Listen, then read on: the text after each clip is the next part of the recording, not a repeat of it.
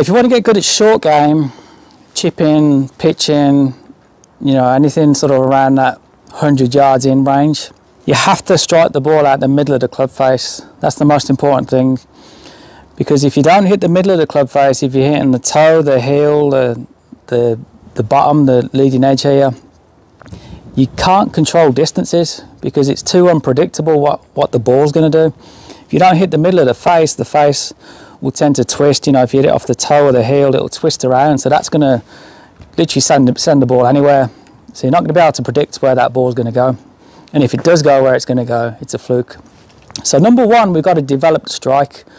So I'm going to show you how we're going to do that with the GForce wedge, and how this super flexible shaft is going to help your short game and lower your scores.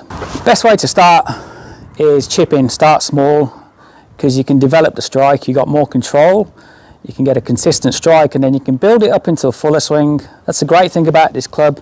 You can use it from chipping, you know, little 5-yard chip shots all the way up to full flat out shots. All we want to try and do is feel the weight of the club head swinging back and through. So the best way to describe this is it's like a ball on a string. Okay, the ball is the club head, the string is the golf shaft. So what I'm trying to do here, what I can feel is the weight of the ball swinging back and through. As you can see, I can control it. Now if I go to the ball with the same motion, I know I can control this ball on a string and hit that ball on the floor quite easily, because it's like a pendulum motion.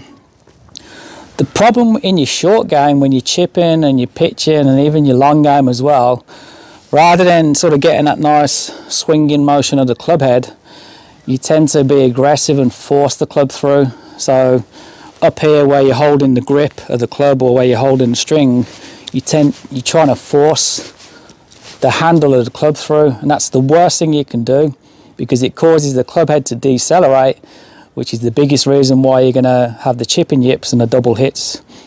Deceleration is from accelerating your hands on the grip too much. You can see I've got no control of the ball there. So if I go to this ball and I'm shoving the end of the string around here, there's no way I'm going to find it easy to connect to that golf ball as opposed to doing it this way. So do the same with the GForce wedge. Start small, feel the weight of the club head swinging back and through, and make smooth changes in direction. So what I mean by that is when you take the club away, don't yank it back, and when you come through into the transition, don't yank it through. But what do we see all the great pitchers and chippers of the ball do? We see, you know, beautiful rhythmic motion, and that's exactly what this club can do for you. You know, you can't yank it around because you're going to have such a hard time trying to connect with the golf ball and strike it. You have to swing it with good rhythm and good tempo. So short swing, smooth changes in direction, develop the strike, listen for that sound when you connect with it. It should feel sweet. There's no vibration coming up the shaft. There's no twisting of the club head because you're striking it off center. When it comes out the middle, it's pure. You don't get any of those problems. So that's the first thing you got to do. Then build it up. Okay, work it into a fuller backswing. So we go a little bit further back now. Again, really sort of focused on striking the middle of the club face, getting that solid contact, because if we can hit the middle, we can then start to judge distances and direction a lot better. It's a lot more predictable when you hit the middle of the club face. So we're going full swing now, just to show you what this club is capable of. And that was solid.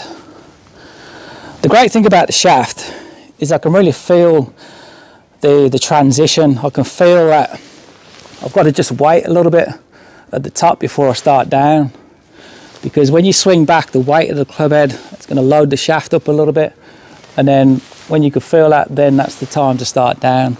So it really helps you out with the timing. So what I recommend is hit 10 chip shots with the swing trainer, and then pick up your wedge and then hit 10 balls, because that's the way you're going to transfer the feeling over from the swing trainer back into your normal wedge. So start at 10 and work your way down, and then get into 9 reps, 8, 7, 6, 5, all the way down to 1. You know, the more advanced you get, the lower your reps are going to be. If you're just starting out, beginning, if this is new to you, then you know, you start with the high reps, 10 shots with each, and then work your way down, and then that's how you're going to see an improvement.